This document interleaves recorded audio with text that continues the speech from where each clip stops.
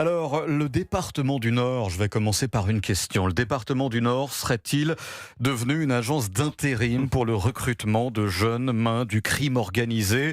Le CIRASCO, c'est le service d'information, de renseignement et d'analyse stratégique sur la criminalité organisée. Le CIRASCO surveille. Nos confrères du Monde ont pu se procurer plusieurs notes de service. Et ce qu'on apprend, c'est que le département du Nord, touché par malheureusement une grande précarité, est devenu le terrain de chasse des organisations criminelles. On apprend par exemple que de jeunes nordistes, souvent inconnus de la justice, novices, sont employés pour participer à des fusillades mortelles à l'étranger. Cela s'est passé en Espagne en mars dernier.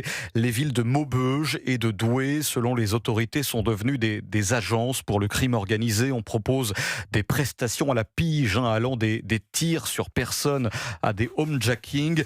250 € par exemple pour mettre le feu à un bar à chicha. Voilà où on en est, Antonin André. Vous riez jaune. Mais qu'est-ce que vous en pensez de ça, Antonin André? Je pense que les organisations criminelles, et ça c'est pas nouveau de tout temps, vont chercher de la main d'œuvre chez des gens qui sont démunis, qui ont souvent manque de moyens, qui souffrent de la pauvreté ou qui rêvent de s'élever dans la société et qui rêvent d'argent facile. Donc ces cibles-là, c'est pas tellement surprenant. Ce qui est surprenant, je trouve, et enfin ce qui nous heurte, c'est la façon dont il y a une forme de marketing aujourd'hui, de marchandisation de ces contrats. Parce que ça se passe sur les réseaux sociaux. Ça se passe sur les réseaux sociaux, et évidemment, de la même façon que vous avez des réseaux sociaux qui encouragent les jeunes parfois au suicide ou à la déprime, vous avez des trafiquants et des criminels qui utilisent la facilité. Il y a plus d'interface. Vous pouvez atteindre directement un jeune à Maubeuge via les réseaux sociaux en l'attirant dans vos filets. Et c'est très pratique parce que vous pouvez aussi vous masquer de façon assez facile aujourd'hui avec des pare-feux et avec des serveurs qui empêchent de remonter jusqu'à vous. On voit bien la praticité et la plasticité de ce réseau. Et en même temps, ça me faisait penser, quand je voyais les thèmes de l'émission, je revoyais dans mes souvenirs, le Parrain, où on voit des jeunes dans le New York des années 50 qui aussi faisaient le coup de feu dès l'âge de 15-16 ans.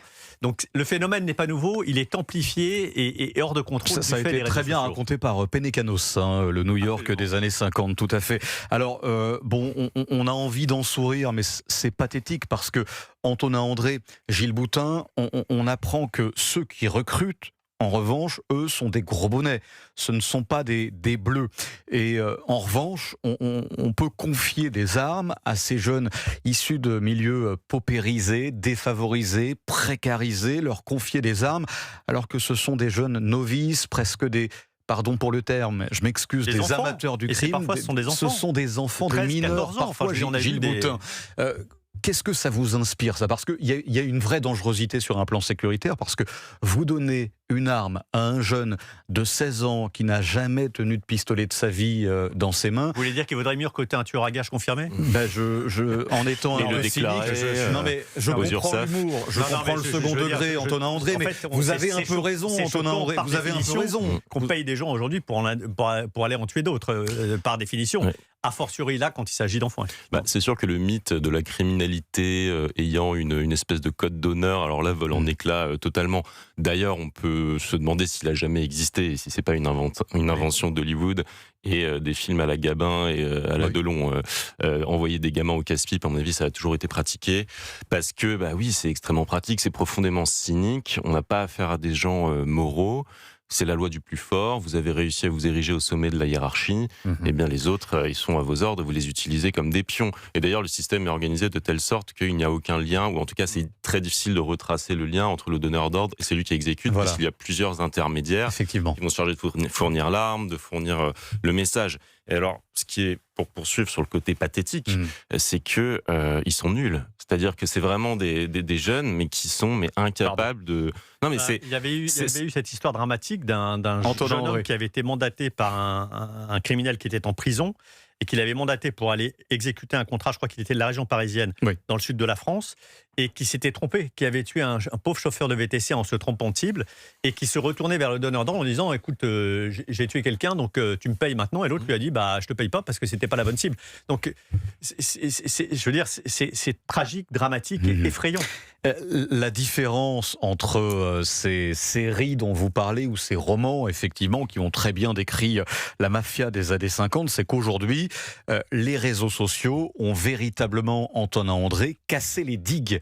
Et effectivement, le fait qu'on aille à Maubeuge, à Douai, à Armentières ou je ne sais quelle ville paupérisée du Nord, ça permet d'avoir accès à des jeunes, à finalement une ribambelle de jeunes à la merci C'est une main-d'œuvre d'un argent facile. C'est une main-d'œuvre qui effectivement est corruptible avec de l'argent facile. Mais j'allais vous dire, c'est aussi le même phénomène dans les quartiers avec les choufs, où Bien vous sûr. prenez vous voyez des adolescents où en fait On est dans une moindre mesure là quand même, Antonin André, avec les choufs. mais c'est le même phénomène. Et soit tu vas au collège et tu vas travailler, et tu vas rentrer le soir tard et tu n'auras pas d'argent de poche, soit abandonne le collège, viens plutôt faire le guet pendant une demi-journée, je te donnerai 50 ou 100 euros, et petit à petit comme ça, on bâtit une organisation dans laquelle en plus, on vous promet de monter en grade.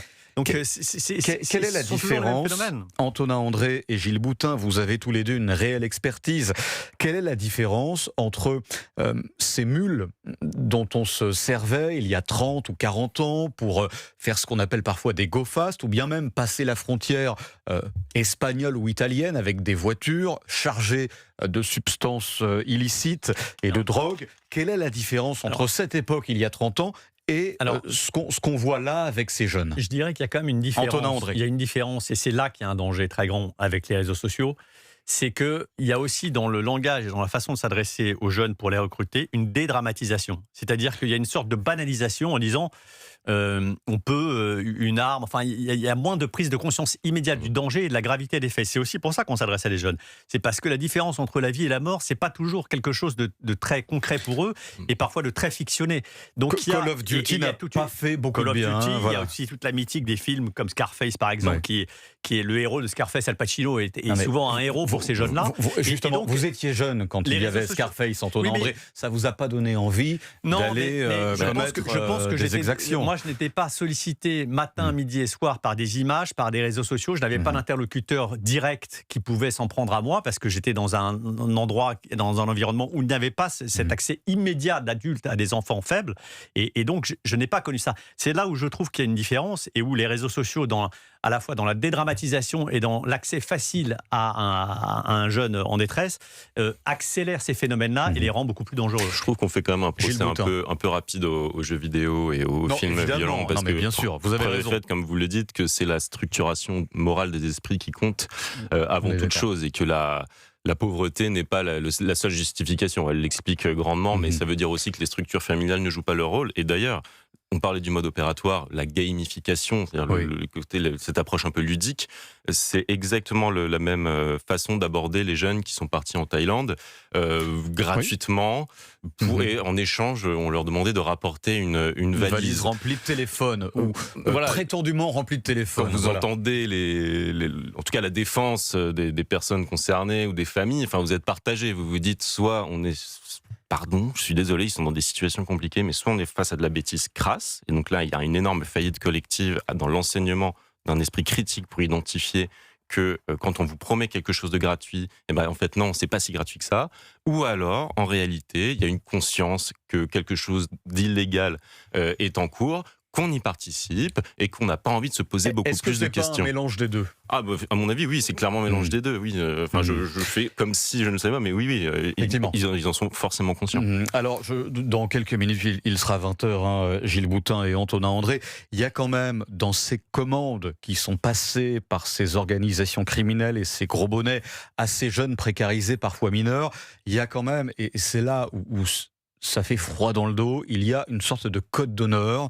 On ne touche pas aux aux femmes, aux mamans ou bien aux enfants. Alors vous en doutez, Antonin André, mais cela fait partie, en tout cas théoriquement, du code d'honneur. Enfin bon, on voit bien que tout ça est assez spécieux et que on reste dans le tragique en réalité, puisque ces personnes qui ne savent pas toujours maîtriser leurs armes tuent parfois des innocents. Il y a aussi eu des enfants qui ont été tués.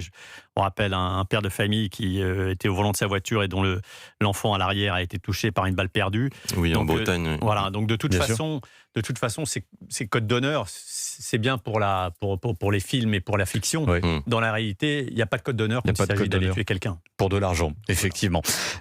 Tout ça, quand même, ça ramène à une sorte de... Vous parliez de mafia. On n'est pas dans la mafia, effectivement, Gilles Boutin et Antonin André, mais on est quand même dans une forme d'ultra-violence totalement banalisée.